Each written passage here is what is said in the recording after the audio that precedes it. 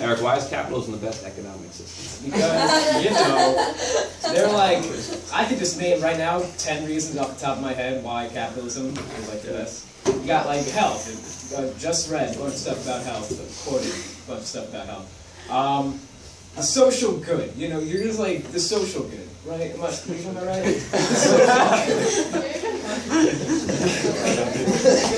Equality. Yo, man, I love you. There you go. Equality. Like, there you go. Capitalism. Go America. That's what makes us a great nation, because we are equal. Okay. No, with capitalism, it's the idea that you...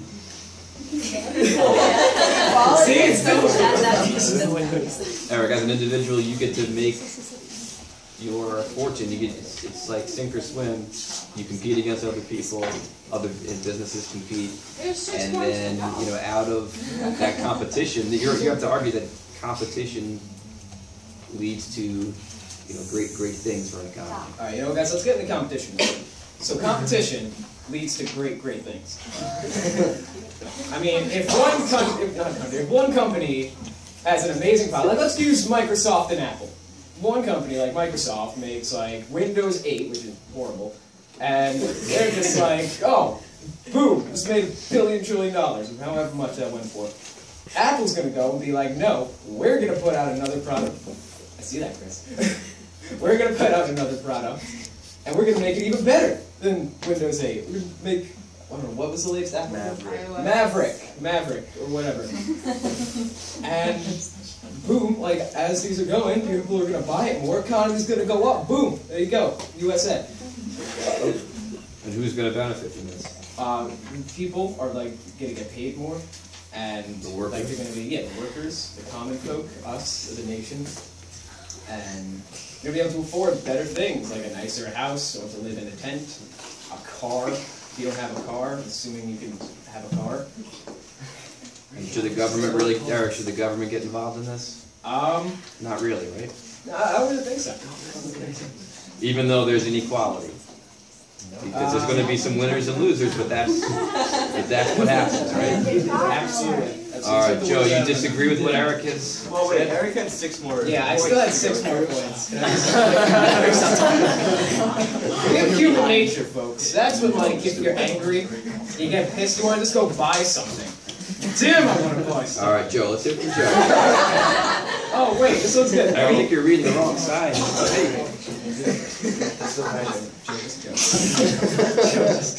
All right, Joe, Eric, save some of that for rebuttal. Okay. Pretty hard act to follow. My first point is capitalism, which is not a political system but an economic one. I have a quote. The distinction is extremely important for free supporters of a capitalism from having to defend it as a caring or compassionate institution, which it is not. It is coldly mechanical. What that quote is saying is that capitalism it's not for the good of the common people. It's not to help everyone in the nation. It's to help the people who want to get rich and the entrepreneurs who don't care about anybody else and just want their money, which is completely outrageous because, I mean, I think everybody was put here to help each other, and that's the only way that we can develop.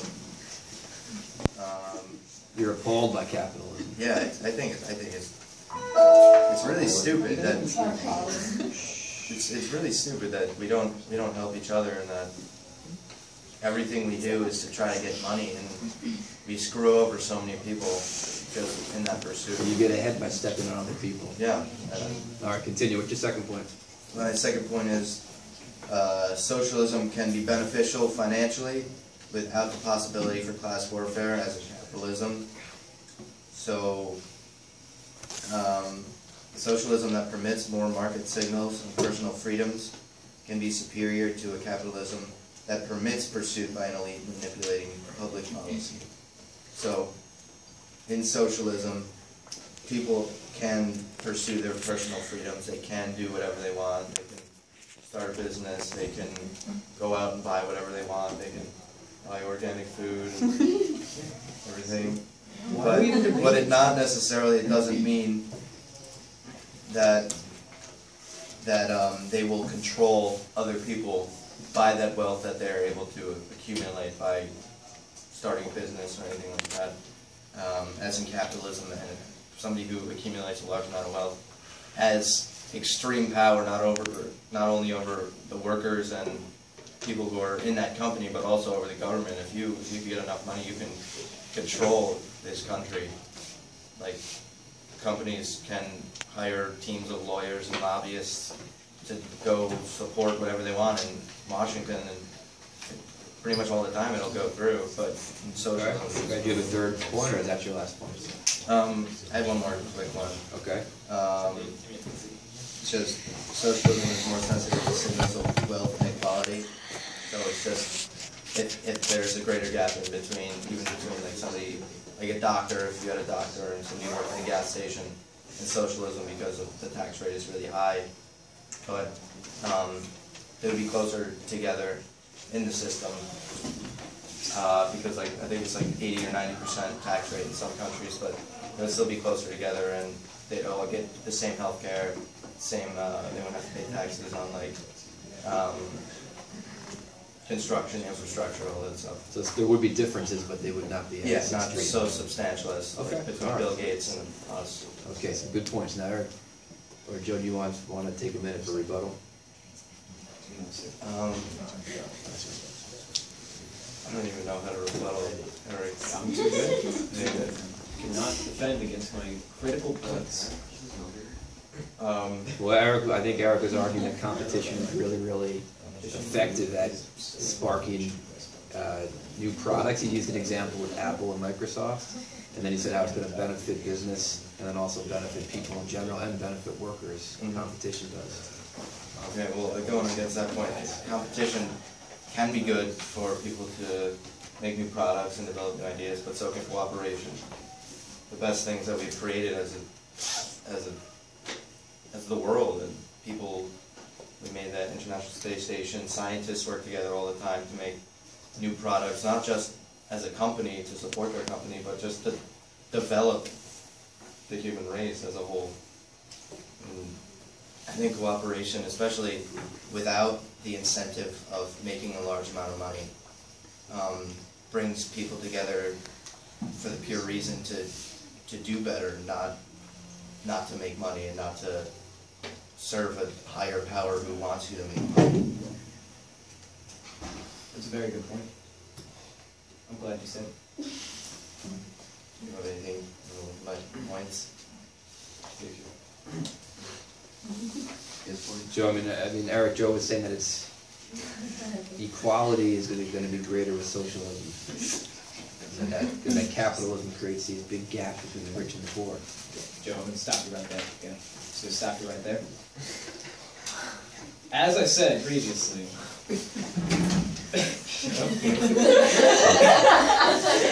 Eric, don't go to that list. Alright, as I said previously, health.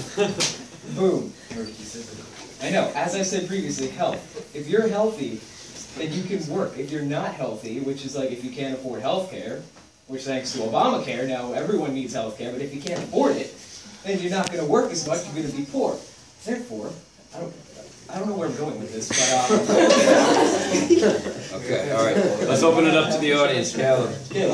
I just think that with people and like their kind of selfish tendencies, sometimes you need more incentive than just like bettering the human race. Like, although like obviously like in a perfect world, like it would be nice to like everyone like work together and like make great stuff and like improve technology, but like knowing how like, you know, years and years past war and everything, like human tendency is not going to just flip a coin and be like, yep, now we'll just work together. So sometimes you need a little more of a incentive, like money and like like wealth and improvement, because like Which side are you trying to Eric's agree side. with? You're agreeing with Eric. Yeah, well, some parts, because I'm disagreeing because with when it's like when you're living your life, some people aren't like. Of course, you think about the future and down the line a little bit, but if you're gonna be dead, then you also want to think like, I want to spend money now. I want to have money now. Like there has to be other incentive other than just like 100 years from now. I hope that like the world's better. No, and I see what you're saying there, but I wasn't saying that people will do that just by themselves. But I was saying that in a socialist society, it's easier for people to do that because there's the way that they live and the way that the country's set up and the government, like, pretty much all their money goes to taxes. Yeah, but it's also easier just to do nothing and just be lazy and have no incentive and let the government take care of you and be just like a burden to society, because like a big chunk of society is just gonna be like, oh, it's being taken care of. I don't have to do anything. I don't really have to try out my job. I don't have to like try to like be the most successful I can be. Like, yeah, sure, some people are gonna cooperate and still be like innovative, but that's not true either. I don't think it'll work. Socialist societies are the most productive, and they have the highest unemployment rates. But you think that if there's The like, highest there's like, unemployment rates. I'm sorry, they have the lowest you unemployment. think that They if have the there's highest. this like supreme group of people that are like scientists and stuff and they're working towards everything and fixing all our problems, but then there's these people who are, you know, like unemployed now, but now all of a sudden it's a socialist community, everyone's getting like the same thing, like what's their incentive to work if everyone's just getting handouts? That they enjoy what they're doing. That's why Everyone's just gonna rack to get a job and they like. And like the people who are working like cleaning the streets and like cleaning out toilets. Well, I think what Joe is saying in socialism, you may have heard this term called the social safety net.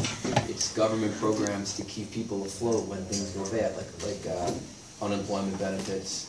In our country, we have Medicaid, we have Social Security. There's all these different government programs that keep people essentially from falling too far down into poverty. And I think kind of what you were saying is that there's still going to be people that are making a lot of money, but there's going to be less people that are sinking way down. Yeah. Doug?